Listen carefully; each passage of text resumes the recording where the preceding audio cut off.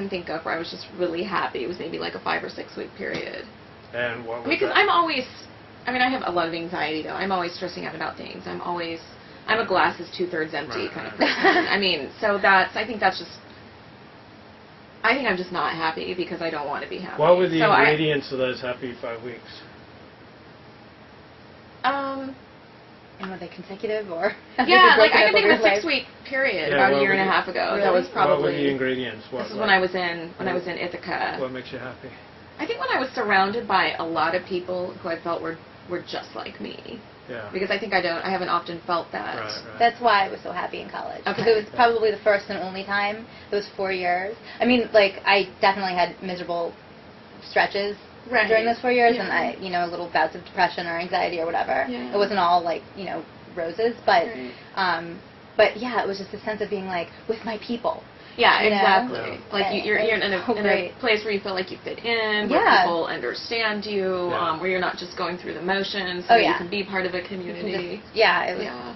that's why. Yeah, for me, happiness, the happiest times of my life are when I felt like an important part of the community. Yeah, yeah. Yeah. Where I felt important and where I felt... Like your presence matters in the where community. where my presence mattered, that I had an important role to play, and that I was part of a team and a group, and Yeah. that feeling of community,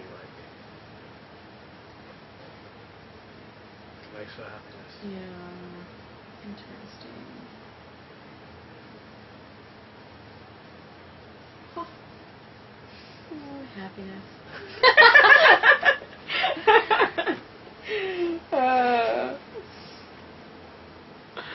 Life's too complicated to be happy.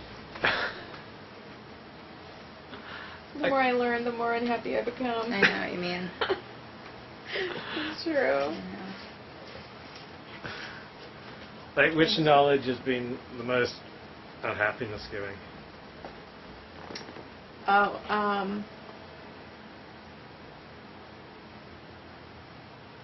I think because as the more I learn about religion, even Judaism, the more I learn about the Hebrew Bible, the more I study it, it's kind of like a paradox because in many ways I feel closer to God, but in other ways I feel farther because I learned so many things. I learned so many things about like the construction of the text and so on and so forth that I feel like I don't know anymore. I don't know the answer. I don't know what God is anymore. I don't know. I mean, I know the Hebrew Bible, that I know, but I don't even know what that means. And I think that's just, it's scary. I mean, there's something liberating about it, but I think it can be kind of frightening too. Like, it's easier just to know. Like, that's what's so easy about Christianity. It's just, Jesus is the way. It's so neat and tidy. That's You so just accept easy. it, Yeah. It's so easy. I know. Yeah. So, but I don't know that I want that though either. I think I like complication. I think I do because I think I inevitably invite it into my life without realizing it. So it must make me happy on some level. I'm probably feigning unhappiness. I don't know, to a certain degree. Yeah, it stokes something in you. It keeps you engaged. Yeah, exactly. Is there any knowledge that's made you particularly unhappy? There is. And it haunts me daily. And it's really, it's just knowing too many gory details about oppressed people and animals in the world.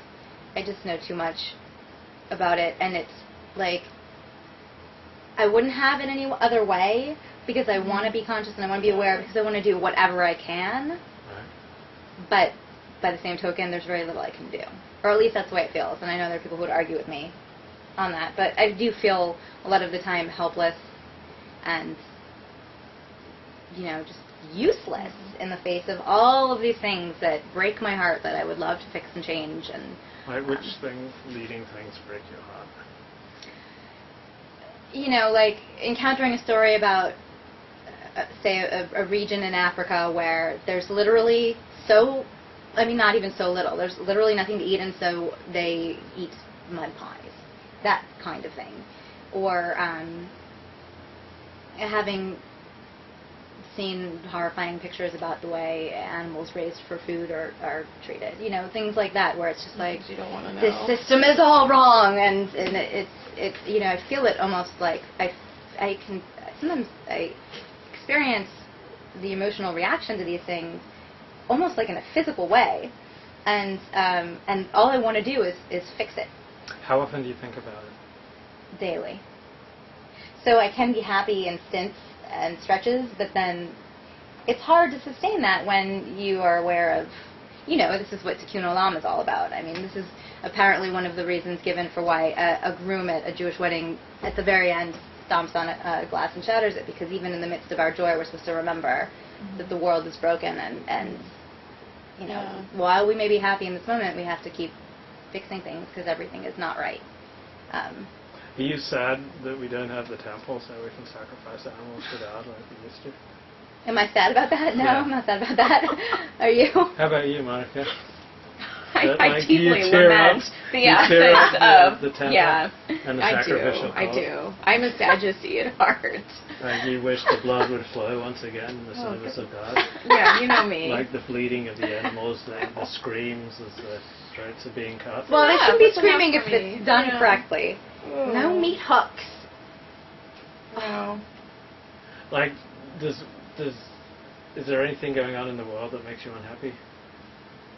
A lot of things make me unhappy. Like, what would be like some leading things going on in the world that make you unhappy? Well, I mean, the obvious cliche things like people who don't have enough to eat, or people who are being, you know, hacked to death in other countries. How often or do you think about that? Not that often. Not that often, because I, This is the like downer. many people, that, and I can Yeah. be self-centered. I can be selfish. I can think about my own problems. Well, and it's You also know? not in your face. Right, exactly. I'm So, not I mean- confronted with it. Right. Why is it that what happens in Africa doesn't really seem to affect me, and I think most people, nearly as much as if it happened elsewhere? To me, like, Africa's just like a lost continent. Did you notice that? Like, oh, yeah. It's not 10,000 somewhere people could go. 10,000 people could die in Africa tonight. I And- still, I think about that. I've thought about that a lot. I still, I mean, I know, I'm sure that there are, you know, tons of theories on why that is. I don't know. I certainly haven't read enough of them to understand it, but I think it doesn't seem real to us because it's Africa. Yeah, it's We don't Africa. go there. I mean, it's we know it's real, but we don't really know concretely that it's real because it's not a place we go to. It's not. We don't meet people from Africa. We don't. yeah, I don't know. I don't know why it should feel any more foreign to us than Right, it shouldn't. anywhere else. I mean, I remember I had a friend who did a year abroad in Israel, our junior year of college. And I remember going to visit her, and we made a trip for a few days into the Sinai Peninsula. And not quite Africa, but so close that I was like walking past, you know, walking through past the sign that said, "Welcome to Egypt," you know. Yeah. Oh my God. Yeah. So close. I don't know. It's just, I don't know why there's this disconnect. Yeah, I had a similar experience when I was there. I remember they said, that's like Lebanon over there, and we were like standing there in the field, and I was fascinated with like, You could like put your hand There. yeah, there. hands in Right, Lebanon. right. I'm in Israel. I mean, it's really weird. I mean, there's some kind of like fantasy or nice squirrel. He just picked himself, what is that, a lime tree? I think I'm ready to go. Okay. Yeah, I think me too. He just picked himself a lime and ran off with it. That was pretty cool. Goodbye. Goodbye. And now Monica and Helen will do an interpretive dance about Right. what this Torah Right. portion Yes. means. Are you ready? You first. That was great.